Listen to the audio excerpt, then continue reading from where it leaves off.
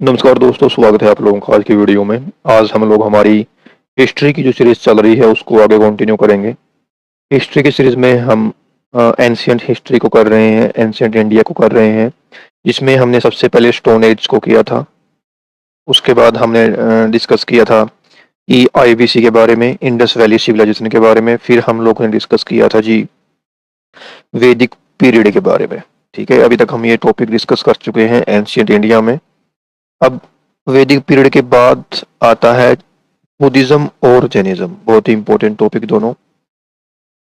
तो आज इसको डिस्कस करेंगे हम एंशिएंट इंडिया के बुद्धिज्म और जैनिज्म टॉपिक को। बुद्धिज्म और जैनिज्म दो रिलीजन जिनका जो आने का टाइम था वो था 5th to 6th century BCE। मतलब कि जब वैदिक पीरियड का टाइम हम लोगों ने पढ़ा था, तो जो लेटर वैदिक पीरियड का टाइम था उसके बाद वाले टाइम में जो है बुद्धिज्म और जैनिज्म आया था। ये दो रिलीजन आए क्यों, सबसे बड़ी बात ये। कोई नया रिलीजन आता है तो वो कुछ ना कुछ उस टाइम पे समाज में ऐसा हो रहा होता है कि किसी नए रिलीजन को आने की जरूरत पड़ती है। अब लेटर वैदिक पीरियड में क्या हो गया था कि जो वैदिक रिलीजन था, जो हिंदू रिलीजन था, उसमें काफी ज्यादा कमी आ गई थी। जो ब्राह्मण्स थे, फॉर एग्जाम्पल, जो ब्राह्मण्स थे वो जो पूजा पाठ करने होते हैं उसके लिए वो हाई चार्जेस लेने लग गए थे, काफी ज्यादा। अब हाई चार्जेस जो थे, जो ज्यादा पैसे वो ले रहे थे, इतने पैसे उस टाइम पे जो निम्न वर्ग के लोग थे, जो छोटी आमदनी वाले लोग थे, उनके पास होते नहीं थे। तो उनको ये लगने लग गया था कि हम गॉड को प्राप्त नहीं कर सकते। मतलब कि क्योंकि उस टाइम पे धारणा क्या थी हिंदू रिलीजन में कि अगर आप ये कर्म कांड करोगे, ये जो इतने सारे यज्ञ वगैरह दी गए हैं, ये करोगे तभी आप गॉड को अचीव कर पाओगे। अब उन यज्ञ को कौन कर सकता है? एक ही कास्ट के पास उस टाइम पे वो यज्ञ करने की अनुमति थी, वो थी ब्राह्मण्स। ब्राह्मण्स उन यज्ञों को करने के लिए बहुत हाई चार्जेस ले रहे थे। इसलिए दो नए रिलीजन आए जिसमें कि कोई यज्ञ वगैरह नहीं है। आप अपनी लाइफ को कुछ अच्छे नियमों में ढालकर जो है गॉड की प्राप्ति कर सकते हो। आपको कोई भी यज्ञ वगैरह करने की जरूरत नहीं है। इसके अलावा जो हिंदू रिलीजन था उसके जो स्क्रिप्चर्स थे, जो बुक्स थी, जो वेद थे, वो लिखे गए थे संस्कृत में। अब जो आम लोग हैं उनको संस्कृत आती ही नहीं थी, इसलिए वो वेद्स को पढ़ भी नहीं सकते थे। वैसे वेद्स को जो लोअर कास्ट के लोग हैं उनके लिए पढ़ने के लिए मनाही की गई थी। तो लोगों की पहुंच से जो गॉड थे वो दूर हो गए। लेकिन बुद्धिज्म और जैनिज्म की जो बुक्स थी, जो स्क्रिप्चर्स थी, वो लोगों की आम बोलचाल की भाषा में लिखी गई ताकि लोगों के पास वो बुक्स जाएं, उनको वो पढ़ें और वो गॉड को प्राप्त करें। तो बुद्धिज्म और जैनिज्म के आने का सबसे मेन कारण यही था कि जो हिंदू रिलीजन है, जो वैदिक रिलीजन है, उसमें काफी सारी कमियां आ गई थी। जिसके बाद क्या हुआ, ये दो रिलीजन ने गैप फिल किया आके। ठीक है। सो पहले बुद्धिज्म देखते हैं, फिर जैनिज्म देखेंगे। Buddhism and Jainism were instant hits with the people, a populace, and become powerful Chinese minorities, while the bulk of people remained with the Aryanism Hinduism। काफी सारे लोग जो इन दोनों रिलीजन के साथ जुड़ गए थे। बुद्धिज्म रिलीजन को फाउंड किसने किया था? गौतम बुद्धा ने। गौतम बुद्धा का बचपन का नाम क्या था? सिद्धार्थ। ये क्वेश्चन याद रखना है आपको। गौतम बुद्धा का बचपन का नाम क्या था? सिद्धार्थ। बुद्धा को शाक्य मुनि भी कहा जाता है, तथागत भी कहा जाता है। जन्म कब हुआ इनका? 563 BCE में, विशाख पूर्णिमा को लुम्बिनी में हुआ था। ये सब इंपॉर्टेंट पॉइंट है, सब आपको याद रखने होंगे। ठीक है जी। सॉरी। इनके फादर का नाम क्या था जी? सुधोधन। शाक्य रूलर थे एक। मदर इनकी महामाया थी, जो कुशाला डायनेस्टी से बिलोंग करती थी। इनके जन्म के 7 दिन बाद उनकी डेथ हो जाती है और इनको पाला जाता है इनकी मौसी के द्वारा, स्टेप मदर के द्वारा। इसका नाम क्या था? गौतमी जी। इनकी जो मैरिज है वो 16 साल की उम्र में शोधरा के साथ होती है। 13 साल तक ये अपना वैवाहिक जीवन व्यतीत करते हैं और इनका एक लड़का होता है, इसका नाम होता है राहुल। इसके बाद क्या होता है, लेकिन इनका मन इस दुनियावी दुनिया में नहीं लगता था। सो एक दिन क्या हुआ, इन्होंने 4 दृश्य देखे, जिसमें कि एक बूढ़ा आदमी था, एक सिक आदमी था, एक मरा हुआ आदमी था और एक साधु संत जो ये लोग होते हैं ये थे। इन चारों दृश्यों को देखकर इनको लगा कि इसमें जो साधु है ये सबसे ज्यादा खुश है, मतलब बाकी में लोग दुखी ही हैं। तो उस दिन के बाद इन्होंने त्याग कर लिया कि मैं भी एक साधु संत बनूंगा।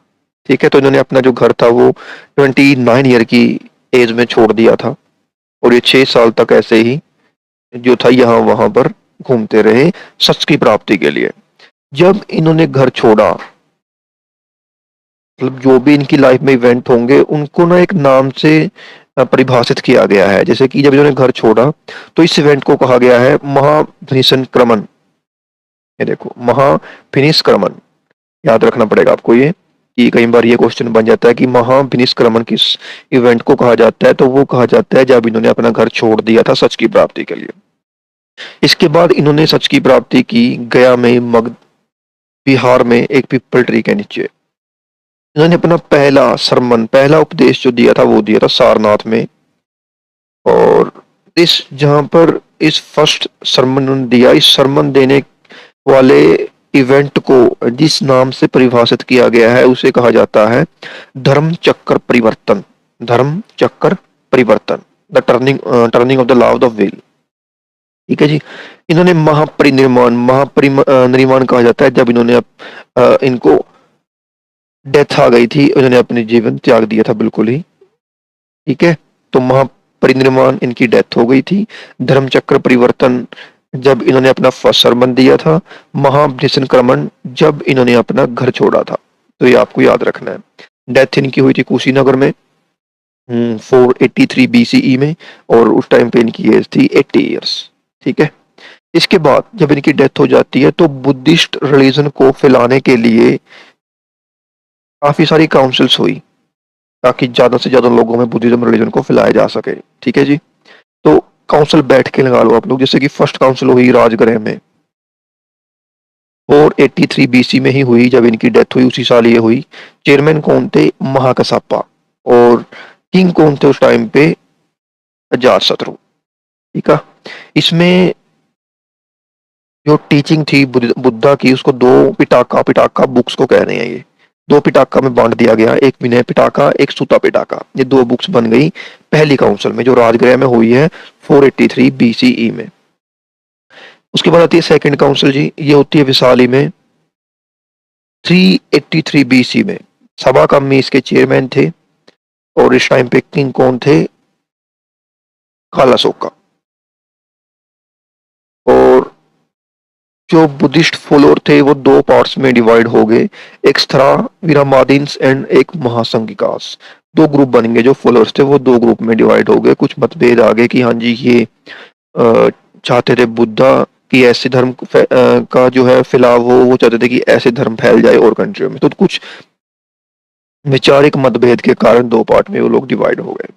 थर्ड काउंसिल होती है आपकी जी पाटलिपुत्रा में 250 BC में। मोगलीपुत्तिसा इसके चेयरमैन थे, किंग थे उस टाइम पे अशोका। इन दिस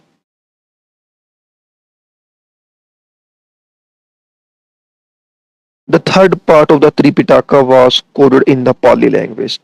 तीन बुक है टोटली है, दो पिटाका तो बन गई पहली काउंसिल में, और जो थर्ड पिटाका जो एक बुक रह गई थी वो कब बनी?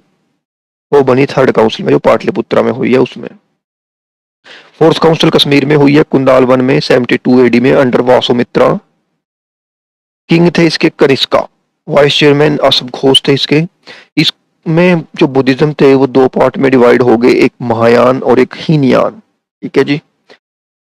इसके बाद बुद्धिस्ट लिटरेचर की लैंग्वेज, कई बार ये क्वेश्चन भी आया कौन से लैंग्वेज में इसकी जो पिटाकास हैं, जो बुक्स हैं वो लिखी गई हैं, तो वो है जी पाली लैंग्वेज। विनय पिटाका में डिसिप्लिन के रूल बताए गए हैं बुद्धिस्ट मोनेस्ट्री में, जहां पर जो बुद्धिस्ट मॉन्क्स हैं वो रहते हैं। सुत्ता पिटाका में बुद्धा के सरमन जो उपदेश हैं वो दिए गए हैं। सबसे लार्जेस्ट बुक है ये सुत्ता पिटाका। अभिधाम पिटाका में explanation of the philosophical principles of the Buddhist religion. जो गॉड के बारे में या फिर जो दुनियावी बातें हैं, जो फिलोसफिकल बातें हैं, वो दी गई हैं अभिधाम पिताका बुक में। उसके बाद आर्किटेक्चर के बारे में, स्तूप क्या होता है? रिलिक्स एट द बुद्धा और same some prominent Buddhist marks are preserved. जैसे कि जब बुद्धा जी की डेथ हुई तो जो उनके अस्थियां थी उनको नीचे रख के एक ऊपर जो बिल्डिंग बनाई गई है ताकि याद किया जा सके, तो उस बिल्डिंग को हम कहते हैं स्तूपा। चैत्य ऐसे प्रेयर हॉल है जहां पर बैठ के लोग प्रेयर करते हैं। विहारा रेसिडेंट, जहां पर मोंक रहते हैं, उसको हम कहते हैं विहार। ठीक है जी। कुछ इवेंट बुद्धा की लाइफ के किन सिंबल्स के द्वारा दर्शाए गए हैं वो भी देख लेते हैं। जैसे कि इसके इनके जन्म को दिखाया जाता है लॉर्ड्स के द्वारा। महाभृषण क्रमण, जब ये घर छोड़ते हैं उसको दिखाते हैं ये लोग हॉर्स के द्वारा, उसके लिए हॉर्स सिंबल है। निर्वाणा के लिए सिंबल है बुद्धि ट्री, जहां पर पीपल ट्री पे इनको एनलाइटनमेंट प्राप्त हुई थी। धर्म चक्र परिवर्तन, जहां पर इन्होंने फर्स्ट सरमन दिया था सारनाथ के अंदर, उसको दिखा रही है ये लोग व्हील के द्वारा। महापरिनिर्वाण, इनकी डेथ को दिखाया जाता है स्तूपा के द्वारा। ये चिन्ह है, ये सिंबल है, सिंबलाइज किया गया है इवेंट्स को। तो ये था बुद्धिज्म रिलीजन। उसके बाद दूसरा रिलीजन जो था वो था जैनिज्म। ठीक है जी। 24 तीर्थंकर हुए हैं जैनिज्म में। तीर्थंकर गुरुज, जैसे सिख रिलीजन में 10 गुरु हुए हैं, ऐसे इनके 24 तीर्थंकर्स हुए हैं। ठीक है जी। सभी के सभी क्षत्रिय कास्ट से बिलोंग कर रहे हैं। हमने वैदिक पीरियड में पढ़ा था ना कि ब्राह्मण, क्षत्रिय, वैश्य, शूद्र, ये कास्ट उस टाइम पे डिवाइड हो गया था समाज। फर्स्ट ऋषभनाथ थे इनके जो तीर्थंकर थे, जो गुरु थे। और 23rd कौन थे जी? पार्श्वनाथ।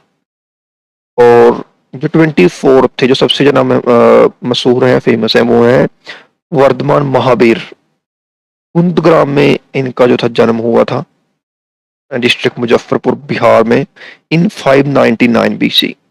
इनके फादर का नाम सिद्धार्थ था, हेड थे जनात्री का क्लैन के वो। मदर का नाम त्रिशला, और वो सिस्टर थी लिच्छवी प्रिंस चेतक ऑफ वैशाली की।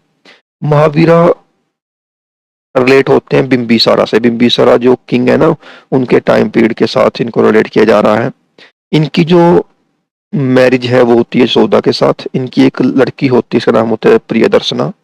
और प्रियदर्शना के हस्बैंड का नाम क्या था? जमाली। ये जरूरी क्यों है? क्योंकि जमाली ही इनके पहले शिष्य बने थे, इनके महावीर के।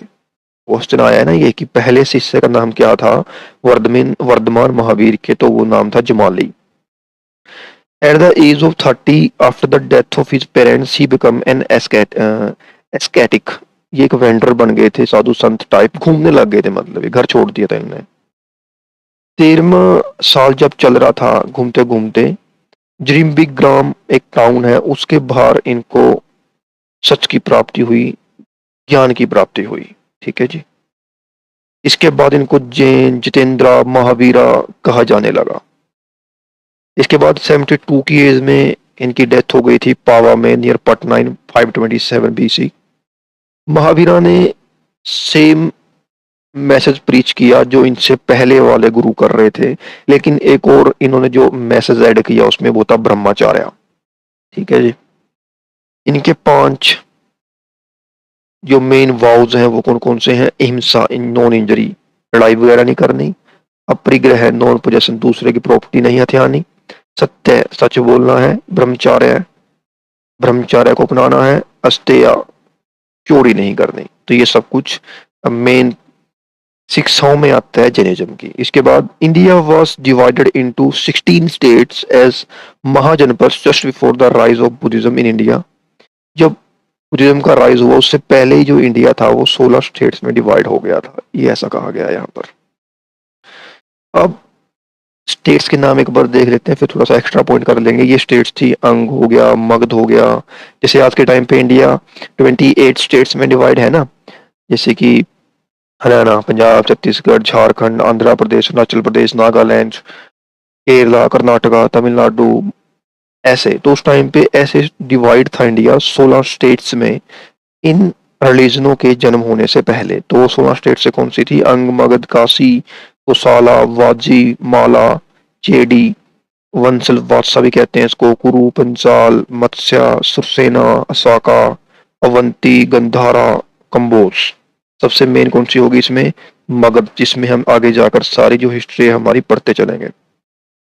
सो ये थे दोनों रिलीजन और उस टाइम पे पॉलिटिकल सिचुएशन क्या थी वो सब कुछ इनके बारे में हम लोग पढ़ेंगे। आगे जो वीडियो आएंगी इन्हीं पे आधारित होंगी वो।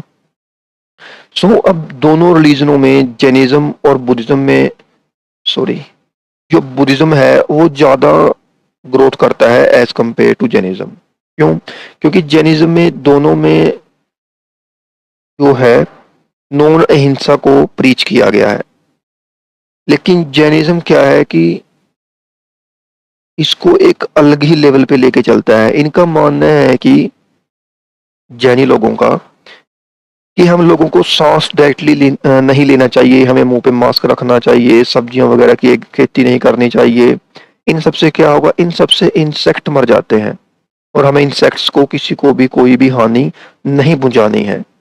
इसलिए आप लोगों ने देखा होगा कि जो जैनिज्म के लोग हैं ये लोग मुंह पे मास्क बांध के रखते हैं। ठीक है, तो अब ये एग्रीकल्चर नहीं करनी या कोई भी ऐसा काम नहीं करना जिसमें कि इंसेक्ट मर रहे हैं। अब इतना ज्यादा इस प्रिंसिपल को मानना एक आम पर्सन के लिए बहुत ज्यादा मुश्किल है, क्योंकि उसको खाने के लिए चाहिए, उसको रोजमर्रा की जिंदगी के लिए बहुत चीजें चाहिए, उसके लिए उसको कुछ ना कुछ तो करना पड़ेगा ना।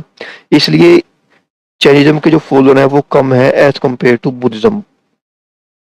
बुद्धिज्म ज्यादा फैल गया क्योंकि इसके इतने कड़े प्रिंसिपल नहीं थे जितने कि जैनिज्म के थे। ठीक है, सो ये दोनों रिलीजन हमने डिस्कस किए। इसमें जो भी पॉइंट्स मैंने आपको बताए ये काफी ज्यादा मेन है, इंपॉर्टेंट है, एग्जाम्स में डायरेक्टली क्वेश्चन आए हुए हैं। आपको ये टॉपिक ध्यान से पढ़ना चाहिए, स्टडी करना चाहिए, डिस्कस करना चाहिए। वीडियो को एक बार देखने से याद नहीं हो रहा, एक दो बार और देख लो ताकि आपको अच्छी तरह से याद हो जाए। ऐसा कर रहा हूँ कि आप सभी वीडियो को अच्छी तरह देखकर अपनी तैयारी को अच्छी तरह से कर रहे होंगे और इसी तरह हमारे चैनल के साथ जुड़े रहें ताकि आपकी तैयारी में आपको हेल्प मिल सके। मैं ये भी आशा करता हूँ कि आपको आज की वीडियो समझ में आई होगी। बहुत जल्द मिलते हैं एक नई वीडियो के साथ, तब तक के लिए आपका टाइम देने के लिए बहुत बहुत धन्यवाद।